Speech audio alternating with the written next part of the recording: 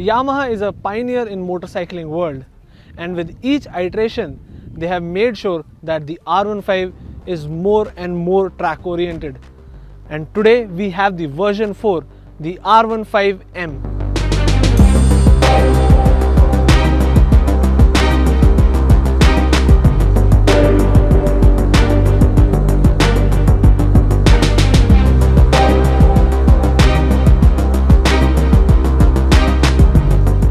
The R15 V4 takes a design from the R7, which is a mean track machine, and this one, the R15M, carries the paint scheme of R1, matte silver and black, which looks really good. So before we jump into the review, hit that subscribe button, ring that bell if you are new to our channel, and share this video with your family and friends. We are also available on Instagram, the handle will be right over here. So if you haven't followed us there, go ahead and check out our page. Now let's begin with the review of the 2022 R15M.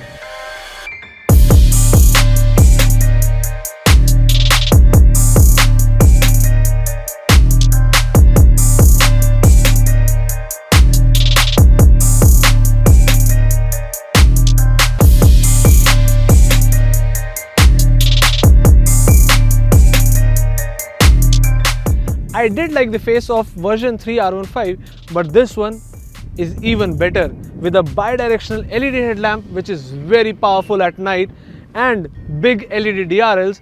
When you see it coming from a distance, it gives you a feel of a big motorcycle, and that is what I love about this one.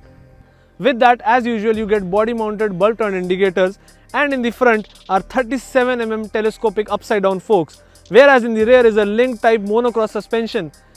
The bad news is both the suspensions are not at all adjustable. This motorcycle gets blue alloy wheel. In the front is 17-inch, which has a 100/80 section tire mounted on it, and this is not a radial tire, whereas at the rear on the 17-inch alloy wheel you get a 140/70 section MRF res mounted, which is a radial tire. The front disc is of the size 282mm with biber calipers, and at the rear is a 220mm disc brake with Nissan caliper. From the side profile, it still resembles somewhat version 3, but the graphics look even better with this blue touch-up. You get a 3D Yamaha logo on the tank cover, which is only available in R15M edition and the MotoGP edition. The tank is 11 liters, and this motorcycle provides you a fuel efficiency of somewhere around 38 kmpl, which is good enough because this one is powered by a 155cc SOHC 4-valve engine, which is fuel injected and liquid cooled. The motor is mated with a 6-speed gearbox. The maximum power generated by this motorcycle has gone down by 0.1 PS. Now it is at 18.4 PS at 10,000 RPM, whereas the torque has gone up by 0.1 Nm, which is 14.2 Newton meters. But now the good news is that it is available earlier in the rev range. The complete bike sits on the Delta box frame and weighs just 142 kgs. In fact, the ground clearance is also good at 170 mm, which is decent enough for your city usage, for your track usage, for your highway usage, as well as some off-roads. So just like in version 3, the version 4 also gets split step-up seat, and the R15M gets premium seat covers so that you do not slip. And this version 4 has enough amount of space to push back for the rider. However, the pillion seat is very small and you just get this strap to hold on to. Now this variant gets grey swing arm as well as grey heat shield. It is only available in R15M and the MotoGP edition. This is a single barrel exhaust, just like we saw on the version 3. Now let's check out how it sounds.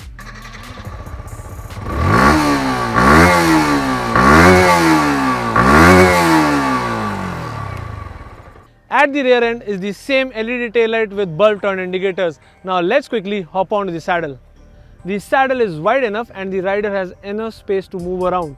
The saddle is slightly padded for a sporty stance, and the saddle height is 815mm. So if you are above 5'5", you can easily ride this motorcycle. I am 5'9" and I can easily get both of my feet on the ground. Now let's check out the new digital instrument cluster.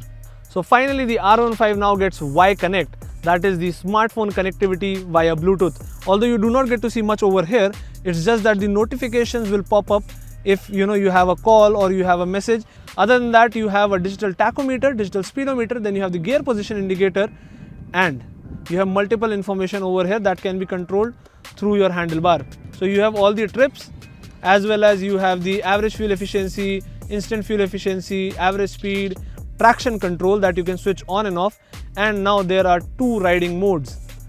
track and street. Currently the bike is in the street mode. Then you have this 5 LED setup over here that indicates when you have to change the gear.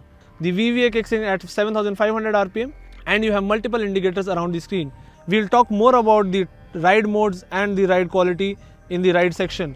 For now, the handlebar is clip-on and you get this 2 cap in blue color that is only available in R15M for the suspensions. It is not available in your standard variant. On the right hand side you have the kill switch integrated with the self start switch, then you have the hazard light switch, and then you have the controls for your digital instrument cluster. On the left hand side you have the headlight control integrated with the pass switch, then you have the turn indicator control, and then you have the horn.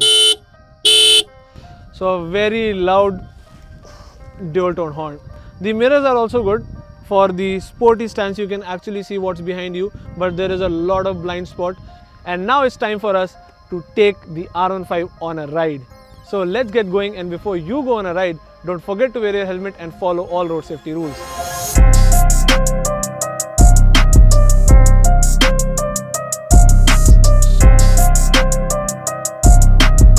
The motorcycle now feels more committed and aggressive with the revised bodywork, lower clip-on handlebars and seat with rear set foot pegs. Tucking in and holding on to the bike is very easy. It feels like a proper sports bike. Definitely there is no scope of comfort, and as the pillion seat is small, it's difficult to ride with a +1. If you still want to ride with a pillion, the stress will definitely increase on your shoulder and palm.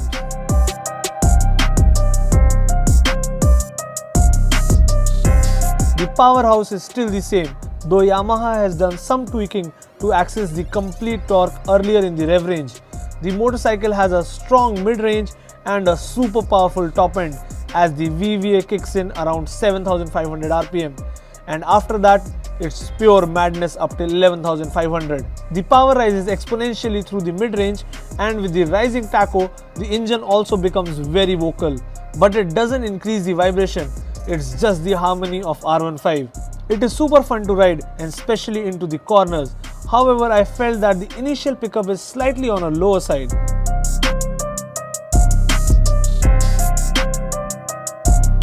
The gearbox and clutch both are very light and precise. This aids in aggressive shifting as well as smoother city commutes. Although the quickshifter won't work while the engine is under full load. The brakes come as a surprise to me because everything on this motorcycle is amazing except the brakes. The feedback from the front and the rear disc is close to zero, as the ABS is very intrusive, compromising the efficiency. Don't get me wrong, the stopping power is good, but they don't communicate well, leading to low confidence while riding at high speed.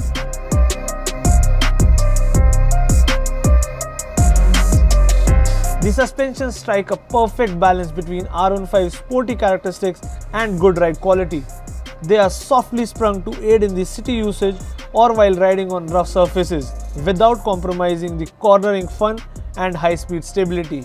The only downside I can see is that they are not at all adjustable, which means you won't be able to tune it according to your requirements. With this fourth revision, Yamaha has added many missing features to the R15 and has made it even more capable small engine sports bike. But in this transition, the motorcycle has lost its value for money tag, which is kind of a bummer, as there are still few add-ons I would like to see on the R15. The R15 has always been the best motorcycle in its segment, and somehow Yamaha has made it even better in this iteration. But in doing so, the cost has taken a leap. The standard variant is now 17,000 more than the version 3, and this M variant is 24,000 rupees more. With that, the R15 has lost its tag of value for money. But don't get me wrong, this is still an amazing motorcycle, especially for someone who is beginning their motorcycling career and want to have a track-oriented motorcycle. There are few features and electronics that are not really usable in day-to-day life. Yamaha has still put in there, but what I would love to see is adjustable suspensions, because that is needed in this motorcycle. I don't know how Yamaha has left it out. And the second one are the brakes. They need to be improved. So If you like the R15M version, it is available at 1.82 lakhs ex-showroom Delhi. With that said, our video has come to an end. I hope this video was helpful for you. Do give it a thumbs up and share it with your family and friends. Special thanks to Monarch Yamaha for providing us this motorcycle for the review. If you are in Pune and looking for Yamaha products, you can visit their dealership for the best offers. And if you are new to our channel, hit that subscribe button, ring that bell so you are never missing out any update from us. We are also available on Instagram, Facebook and Twitter. The handle will be right over here, so you can go ahead and check out our pages and you can ask your question there as well, or else you can put it in the comment section below. We'll try to respond to you as soon as possible. We'll see you again in the next video. Till that time, stay home, stay safe and ride safe. Bye bye.